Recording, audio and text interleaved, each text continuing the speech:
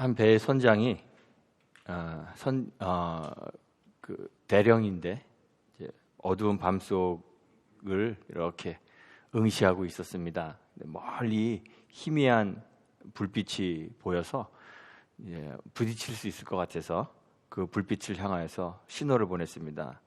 당신의 진로를 남쪽으로 10도 돌리십시오. 이렇게 신호를 보냈습니다. 그러자 상대편에서 답신이 옵니다.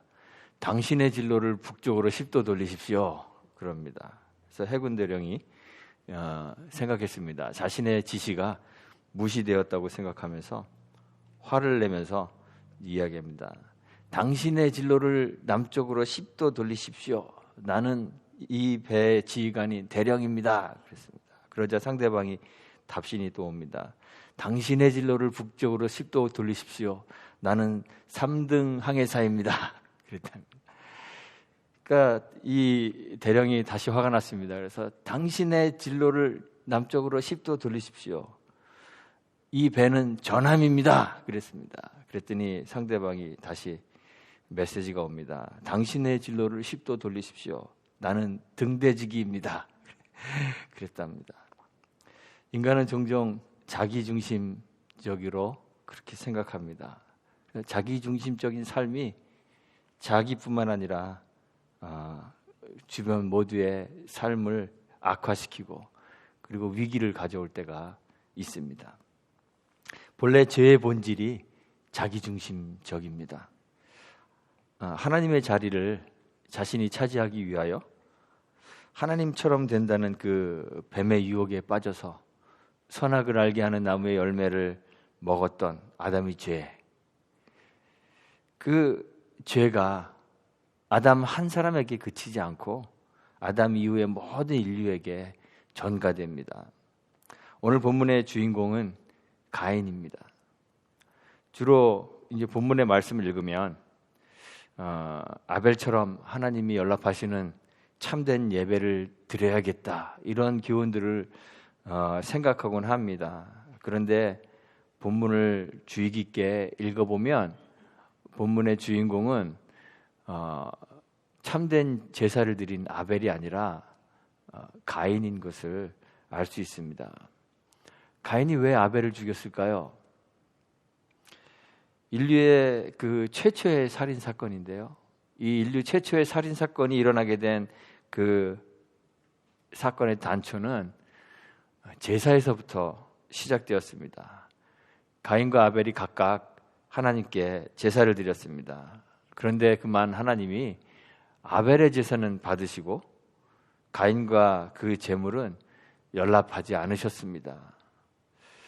왜 하나님은 아벨의 제사는 연락하시고 가인의 제사는 연락하지 않으신 걸까요? 여기에 대한 여러 가지 의견들이 있습니다. 첫 번째 제일 많이 이제 이야기되는 것은 제물의 차이에서 그 이유를 찾는 것입니다. 가인은 땅의 소산, 즉 곡물을 제물로 드렸고 아벨은 양을 잡아서 그 피로 제사를 드렸다는 것입니다. 그래서 하나님께서 피의 제사는 받으시고 곡물로 드리는 제사는 받지 않으셨다. 이런 의견입니다. 그런데 이 가인과 아벨의 때는 레위기의 제사 제도가 아직 확립되기 이전입니다. 또는 레위기의 그 제사법을 가인에게 소급하여 적용한다 하더라도 레위기에 나오는 공인된 제사 가운데에는 곡물로 드리는 제사도 분명히 있습니다. 그래서 가인이 피의 제사를 드리지 않았기 때문에 하나님이 연락하지 않으셨다. 이런 주장은 설득력이 굉장히 약합니다. 더욱이 오늘 3절에 보면 세월이 지난 후에 이렇게 되어 있는데 이 문구는 여기 나오는 세월이라는 것은 날들 이렇게 원래 해석될 수 있는 히브리어의 야밈이라는 단어인데요. 이 단어가 어떤 그 정해지지 않은 일정하지 않은 기간을 가리키기도 하지만 많은 곳에서 한정된 시간, 1년을 가리키는 그러한 경우가 많이 있습니다. 그래서 많은 신학자들이 이 구절을 1년이 지난 후에 그 날들의 끝에 이렇게 번역하기도 합니다. 그렇다면 이 1년이 지난 후라는 것은 하나의 그 자기의 생업을 다 마무리하는 그때 감사의 제물을 하나님께 가지고 나오는 마치 우리가 추수감사절을 지내는 것 같은 그러한 날일 수도 있다고 해석할 수가 있습니다. 그래서 농사를 짓던 가인이 자기의 생업인 자기 생업의 소산인 이 곡물을 감사의 제물로 가지고 나와서 하나님께 드리는 것, 이거는 아주 자연스러운 일입니다. 그래서 제물의 차이 때문에 가인의 제사를 받지 않으셨다, 이렇게 이해하는 것은 상당한 무리가 있습니다. 또 어떤 사람들은 두 사람의 그 마음가짐, 정성에서 차이가 있었다, 이제 이렇게 생각하는 의견들도 있습니다. 성경을 보면 아벨의 제물을 소개하면서 양의 첫 새끼와 그 기름으로 드렸다, 이렇게 기록하고 있습니다. 출애굽기 13장 2절에 보면 하나님께서 모든 초태생에 대해서, 처음 태어나는 것에 대해서 하나님이 자기의 소유권을 주장하십니다. 이스라엘 자손 중에 사람이나 짐승이나 물어나고 초태생은 다 거룩히 구별하여 내게 돌리라, 이는 내 것이니라, 이렇게 주님이 말씀하셨습니다. 그래서 이 아벨이 초태생을 드렸다는 것은, 그 첫 새끼를 드렸다는 것은 가장 좋은 것, 하나님이 자기 것으로 선택하신, 정하신 그것을 구별하여 드렸다, 이렇게 이제 이해를 하는 것입니다. 사실이 그렇습니다. 그런데 이 가인에 대해서는 기록할 때는 그런 내용 없이 그냥 땅의 소산으로 제물을 삼았다, 이렇게만 기록하고 있습니다. 그래서 가인은 성의 없이 그냥 되는 대로 아무 곡식이나 가져다가 드렸다, 이렇게 이제 사람들이 이해하는 것입니다. 그런데 가인이 땅의 소산으로 제물을 삼았다고 할 때 그 제물이라는 용어는 사실 다른 문서나 성경 다른 곳에서 세속적인 사건을 다룰 때에는 높은 사람의 호의를 얻기 위해서 사용되는 선물, 이러한 뜻이 있습니다. 그러니까 높은 사람에게 선물을 주는데 그냥 막 아무거나 막 갖다가 주지는 않겠죠.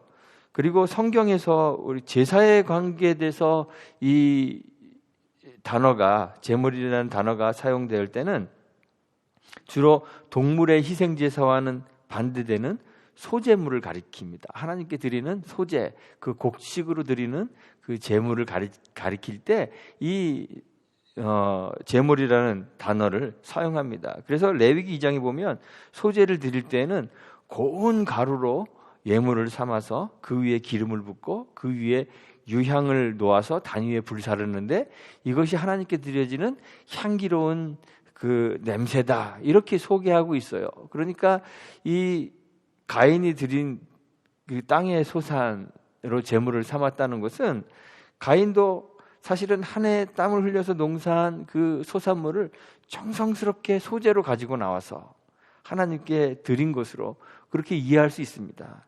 그러니까 마음가짐이나 정성 때문에 하나님이 그의 제사를 받지 않았다, 이렇게 이해하는 데에도 사실은 무리가 있습니다.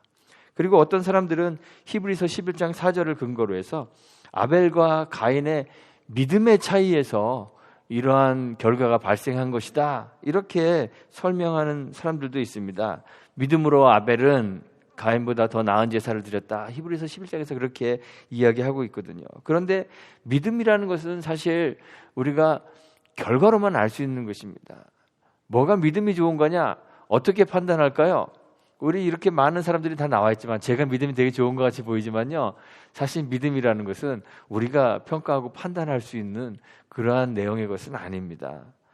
하나님이 가인 안에서 그리고 아벨 안에서 어떠한 것을 믿음이라고 인정하셨는지, 여기에 대해서는 사실 아무도 이거다 저거다 말할 수 없기 때문에 여전히 의문으로 남아 있어요. 그리고 히브리서 11장에 나오는 그 아벨의 언급은 믿음을 설명하기 위해서 아벨의 제사를 언급한 것이지, 하나님이 아벨의 제사는 받으시고 또 가인의 제사는 연락하지 않으신 그 이유를 설명하기 위해서 믿음을 언급한 것이 아닙니다. 그래서 그것을 직접적인 원인으로 우리가 이렇게 설명하는 건 정말 어려운 일인 것 같아요.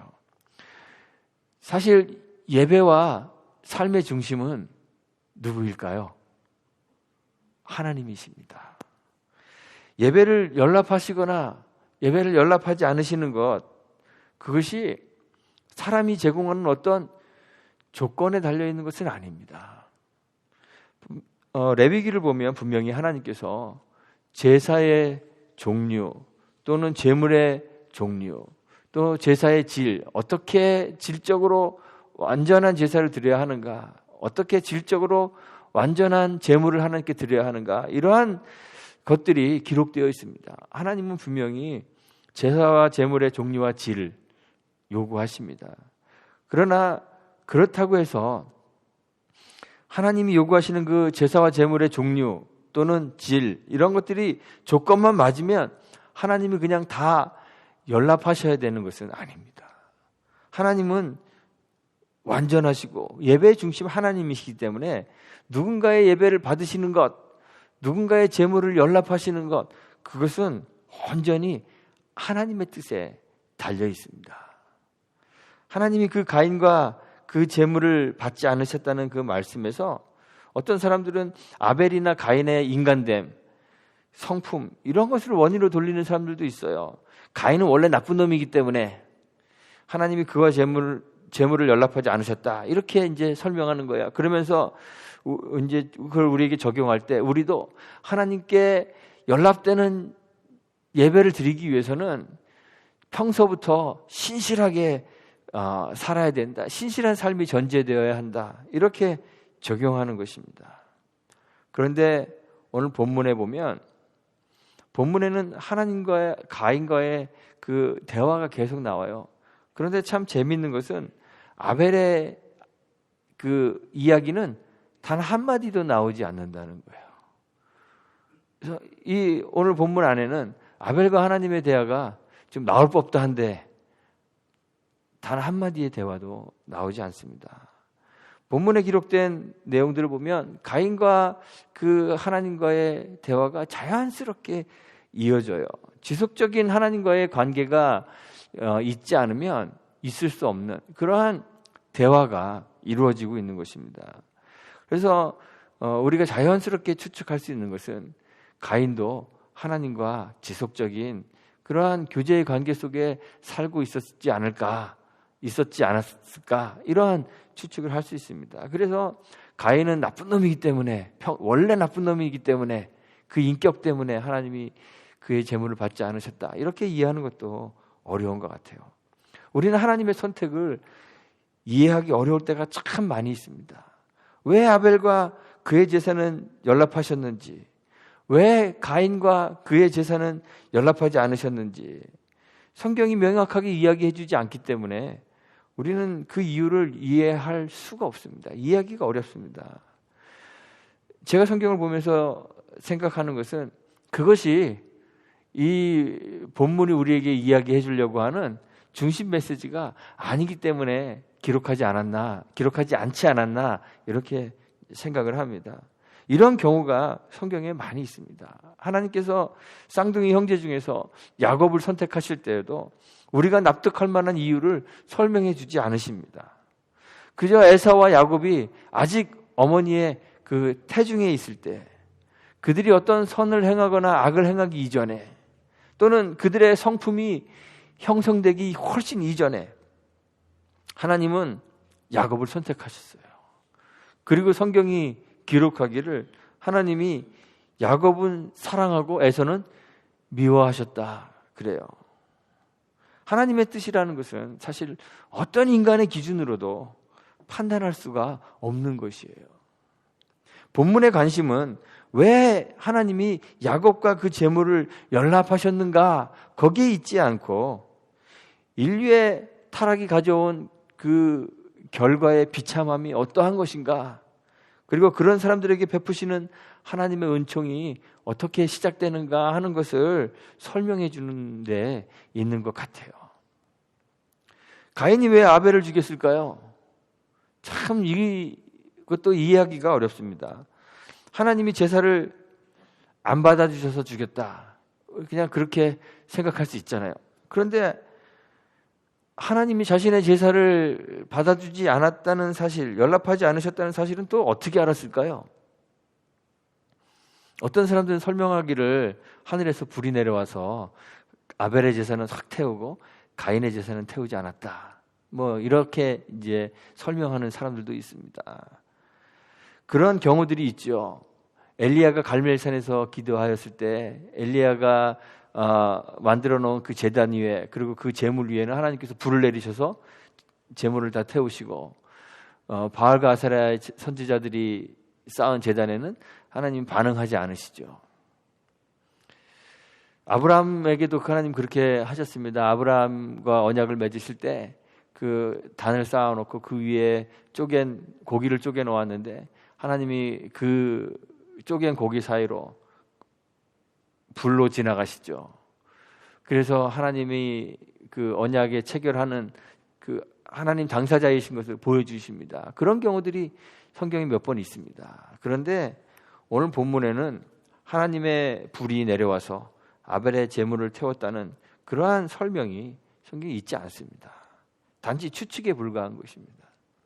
사실 히브리어에서 연락했다는 이 표현은, 받았다 이런 표현은 accept의 뜻도 있지만 존중하다, respect하다 이러한 뜻도 있습니다. 그래서 킹 제임스 버전에서는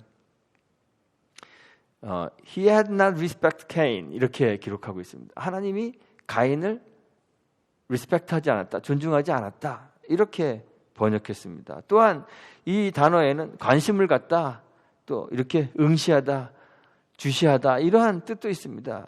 regard라는 그런 의미도 이 안에 포함되어 있는 거예요. 그래서 제사에 대한 하나님의 응답이 막 우리가 생각하는 것처럼 드라마틱하게 그 응답이 임하지는 않았을 거라고 그렇게 생각합니다.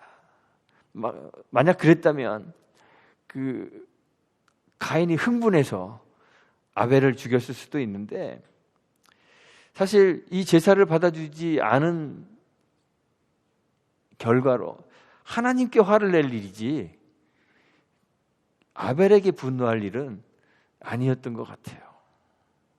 본문의 제사는 성경에 언급된 첫 번째 제사입니다. 가인과 아벨이 제사를 드릴 나이가 됐으니까 아마 성인이 되었을 거예요. 그렇죠? 그러니까 에덴 동산에서 쫓겨난 이후에 가인과 아벨을 낳았기 때문에 아마도 아담이 에덴에서 나와서 수십 년이 흐른 그런 시기였을 것 같아요. 그런데 성경에는 그 이전에 한 번도 제사에 대한 언급이 없습니다. 처음으로 지금 제사가 언급되고 있습니다. 그리고 하나님이 아벨의 그 제사를 연락하셨다 이렇게 되는데 최초의 연락된 제사가, 하나님께 연락된 제사가 되는 거예요. 저는 모르겠습니다. 성경을 기록한 사람이 아니기 때문에 이 제사 이전에 아담이 하나님께 제사를 지냈었는지 지내지 않았었는지 알 수는 없어요. 아마 가인과 그 아벨이 이렇게 제사를 지냈다는 것은 그 이전에도 제사가 있었다는 것을 보여주는 것일 수도 있어요. 그런데 이 사건이 처음으로 기록된 하나님이 연락하시는 그런 제사가 되는 거예요. 그 사실로 미루어 볼 때 이 사건이 하나님이 계획하시는 구원 역사의 한 중요한 사건이 될 수 있다는 것을 저희들이 추론해 볼 수 있습니다. 아담의 범죄로 인하여 에덴에서 쫓겨난 사람들은 생명을 향하여 하나님께로 나아갈 수 있는 길이 차단되었습니다. 그래서 생명나무로 가는 길을 하나님께서 차단하시기 위해서 천사들을 시켜서 화염검을 들고 그 길을 지키게 하셨죠. 그래서 구원으로 나아가는, 하나님 생명으로 나아가는, 다시 말해서 하나님께로 나아가는 길이 차단되었음을 보여주는 거예요. 그런데 하나님께서 아벨의 제사를 연락하심으로 다시 하나님께로 나아가는 그 구원의 길이 열린다. 그 구원의 역사가 시작되었다는 것을 보여주는 것으로 그렇게 생각이 됩니다. 그러니까 이 구원의 역사가 시작되는 그 언약의 계보에 사실은 장자인 가인이 들어가야 되는데 이제 아벨이 그 구원 역사의 계보에 장자가 되는 그러한 위기가 가인에게 닥친 거죠.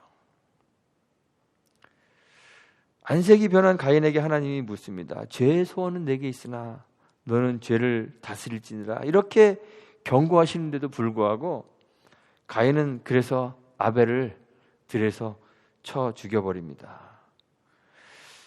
해석의 논란은 물론 있지만 오늘 8절에 보면 가인이 그 아우 아벨에게 고하니라 이렇게 되어 있는데 무엇을 고했는지 성경에 나와 있지 않아요. 그래서 NIV나 또는 몇몇 그 성경들에서 이 부분을 Now Cain says to his brother Abel, Let's go out to the field. 이렇게 되어 있어요. 야, 들로 나가자. 이렇게 고했다. 이렇게 번역을 한 거예요. 해석을 하는 거죠. 가인이 아벨에게 무슨 말을 했는지 기록되어 있지 않지만 정황상으로 보면 한 이야기가 들에 나가자 이렇게 한 것으로 보여집니다. 그렇다면 가인이 아벨을 죽인 것은 들에서 우연히 만나서 그냥 충동적으로 저지른 살인이 아니라 계획된 살인인 거예요. 하나님이 말씀하신 마음에 있는 죄의 소원을 실행으로 옮기는 것이죠. 사람들은 자신이 중심이 되고 싶은 그런 욕망이 있습니다. 예배건 삶이건 그 중심은 하나님이신데 죄라는 것이 원래 그 중심의 자리에 하나님 몰아내고 자기 스스로가 올라가는 것이 죄이기 때문에 우리 모든 사람들 속에는 이 가인과 같이 자신이 삶의 중심, 예배의 중심 또는 그 결정의 중심이 되고 싶은 그런 욕망이 있는 거예요. 죄의 본질이 원래 그렇습니다. 하나님에게서 중심의 자리를 빼앗아서 스스로가 중심이 되려는 그런 시도가 죄인 것이죠. 아담이 범한 죄의 성격이 바로 그것입니다. 하나님처럼 되어 자신이 선하게 판단의 기준이 되려고 하는 것. 사람들은 그래서 그 권력의 중심에 자기가 가지고 있는 중심의 권력, 힘 이런 것들을 빼앗기지 않으려고 합니다. 사울왕이 대표적인 예입니다. 하나님의 선택을 받은 왕이었습니다. 그런데 하나님께 순종하는 데 실패했죠. 비록 하나님이 이스라엘 백성들의 요구에 따라서 이스라엘이라는 나라에 왕 제도를 허락하셨지만 하나님이 원하시는 것은 요구하시는 것은 여전히 실질적인 이스라엘의 왕은 하나님이시고 인간 왕은 하나님 통치의 대리자가 되는 것입니다. 인간의 왕은 그 통치의 대리자로서의 자기의 위치를 분명히 해야 하는 거죠. 그런데 사울왕은 하나님은 뒤로 젖혀놓고 스스로가 왕이 되어서 모든 결정의 주체가 되려고 그렇게 했던 것이에요. 그 자신의 삶의 중심에 하나님이 아니라 자기가 중심이 되어서 자기의 왕국을 만들려고 했습니다. 그래서 하나님의 관심이 사울왕에게서 다윗에게로 옮겨가시죠. 그런데 사울왕은 이 하나님의 결정, 하나님의 그 판단을 받아들이지 않습니다. 억셉트하지 않습니다. 여전히 자기 중심의 권력을 빼앗기지 않으려고 투쟁합니다.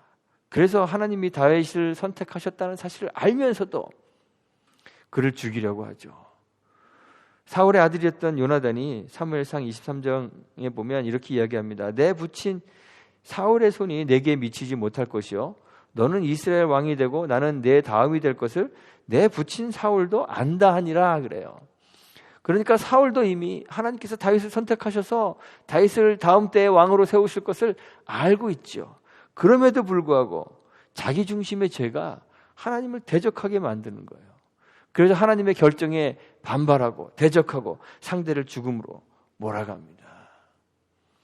이삭도 그랬습니다.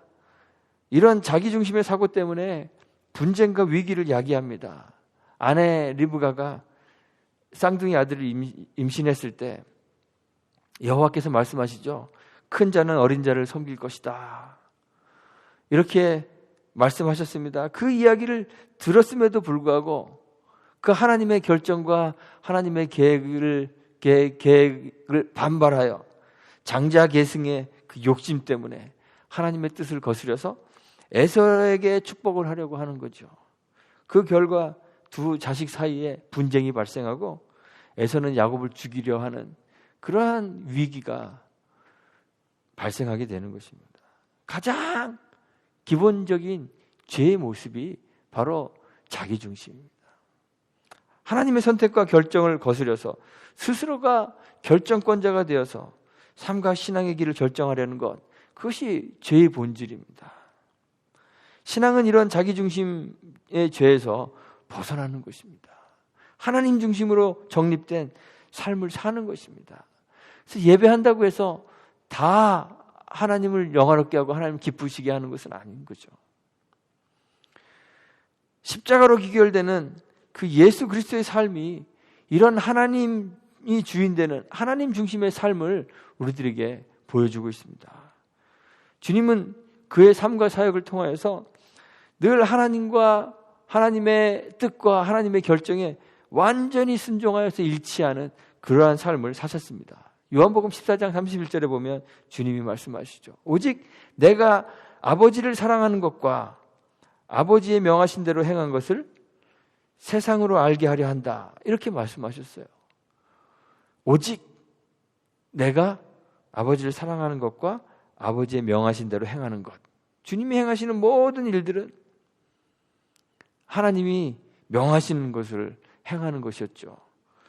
주님이 이렇게 말씀하시기도 하셨고, 그리고 마지막에 그 겟세마네 동산에서 나의 원대로 마옵시고 아버지의 뜻대로 되기를 원합니다. 이렇게 기도하시며 십자가를 지심으로 하나님 중심의 삶이 무엇인지 그것을 죽음으로 우리들에게 보여주신 것입니다. 그리스도를 닮은 하나님 중심의 그 삶이 사실은 성경에 나오는 많은 신실한 신앙인들의 삶에서도 보여집니다. 사울왕은 하나님을 대적하고 자기 중심의 삶을 살았지만 반대로 그의 아들이었던 요나단은 자기가 왕의 아들로 왕위 계승의 제1순위였음에도 불구하고 하나님이 다윗을 선택하신 것을 알고 자기 주장을 그치죠. 그리고 하나님 뜻대로 다윗이 다음 때에 왕이 되는 것을 당연하게 여깁니다. 세례 요한도 그랬습니다. 세례 요한은 당시에 가장 인기 있는 선지자였습니다. 마태복음 3장 5절에 보면 이렇게 기록하고 있습니다. 이때 예루살렘과 온 유대와 요단강 사방에서 다 그에게 나와 자기들의 죄를 자복하고 요단강에서 그에게 세례를 받았다. 이렇게 기록하고 있습니다. 인기 있는 선지자였습니다. 모든 사람들이 세례 요한에게로 나와 그에게 세례받고 그의 말씀을 듣기 위하여 귀를 기울였습니다. 심지어는 예수님도 그에게 가서 세례를 받았습니다. 그런데 얼마 후 요한을 중심으로 몰려들던 무리들이 이제 다 예수님에게로 옮겨가기 시작했습니다. 요한의 제자들이 이러한 모습을 보면서 요한에게 와서 이야기합니다. 사람들이 다 그에게로 가더이다. 요한복음 3장에서 이야기합니다. 그러자 요한이 대답하죠. 신부를 취하는 자는 신랑이나 서서 신랑의 음성을 듣는 친구가 크게 기뻐하나니 나는 이러한 기쁨이 충만하였도다. 중심은 신랑이고 나는 신랑의 친구. 그래서 신랑이 신부를 취하지만 나도 기쁘다. 이렇게 이야기하는 거예요. 그러면서 그는 흥하여야 하겠고 나는 쇠하여야 하리라. 이렇게 대답하죠. 죄라는 것이 원래 자기중심입니다. 아담의 범죄가 하나님의 자리에 앉으려는 그러한 시도였고 그 결과로 세상에 죽음이 왔습니다. 그런데 사실 아담의 때에는요, 아직 육체의 죽음은 경험하지 못한 거예요. 이때까지 육체의 죽음을 경험하지 못하고 있었던 거예요. 오히려 자녀를 생산하면서 성경에는 가인과 아벨 그리고 그 후에 셋, 이 세 명의 자녀만 나오지만 사실 수백 년을 살면서 더 많은 수많은 그러한 자녀들을 낳았을 거예요. 오히려 생명이 더 증가하는 것 같은, 생명이 출생하고 탄생하고 생명이 증가하는 것 같은 그런 삶을 살고 있었어요. 그런데 사실 그 속에서 죄의 결과는 죄로 인해서 야기된 그 자기 중심의 삶이 계속 이어져 왔다는 것이죠. 그래서 그 자기 중심의 삶은 생명을 증가시키지 못한다는 사실을 오늘 보여주고 있습니다. 생명을 파괴할 뿐입니다. 가인의 그 자기 중심의 제약으로 인해서 이제 인류는 육체의 죽음도 경험하게 되는 것입니다.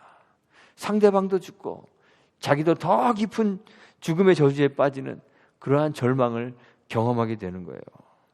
우리도 죄로 인하여서 자기 중심의 욕망을 가지고 살아갑니다. 우리 자신의 삶과 주변에서 일어나는 모든 일들에 나 중심의 욕망을 가지고 그런 것들을 바라보고 있기 때문에 하나님이 원망스러운 것입니다. 나의 권리를 빼앗아가는 것 같은 다른 사람들에게 분노를 느끼게 되는 거예요. 때로는 하나님의 인도가 우리가 이해할 수 없는, 이해하기 어려운 방식으로 우리들 앞에 펼쳐지기 때문에 고통스럽고 괴로우며 하나님을 원망하게 되는 것이죠. 개인의 삶에서, 교회와 신앙의 그 공동체의 삶에서, 그리고 우리 주변에서 일어나는 사건과 사고들 속에서 하나님의 결정을 이해할 수 없다. 그래서 하나님의 뜻을 거스리고 살고 싶을 때가 많이 있는 것이죠. 우리도 그렇지 않습니까? 우리의 삶을 돌아보면 하나님이 왜 열심히 신실하게 하나님을 섬기는 나에게 좋은 것으로 채워주지 않으시고 왜 나를 가난 속에, 나를 이렇게 육체의 연약함 속에 남겨두실까? 화가 날 때가 있습니다. 우리 주변에서 일어나는 삶과 사건들을 보면서 지금도 코로나 바이러스 때문에 많은 사람들이 고통받고 있는데 사람들이 묻습니다. 왜 하나님이, 사랑의 하나님이? 그러면서 하나님의 결정과 하나님의 판단, 하나님이 하시는 일에 대하여 반발하며 하나님을 원망합니다. 우리 교회도 그렇습니다. 열심히 하나님 섬기는 우리 교회가 왜 이렇게 연약해져야 합니까? 하나님의 결정과 판단에 대해서 반발하고 우리 중심으로 모든 걸 생각하기 때문에 원망스러워지는 거예요. 하나님 결정을 이해할 수 없고 그의 뜻을 거스르고 싶을 때가 참 많이 있습니다. 그런데 그때 주님의 음성을 우리가 기억해야 되는 것이죠. 내가 선을 행하면 어찌 낯을 들지 못하겠느냐. 선을 행치 아니하면 죄가 문에 엎드리느니라. 죄의 소원은 내게 있으나 너는 죄를 다스릴지니라. 이 주님의 음성을 저희가 기억할 수 있기를 바랍니다.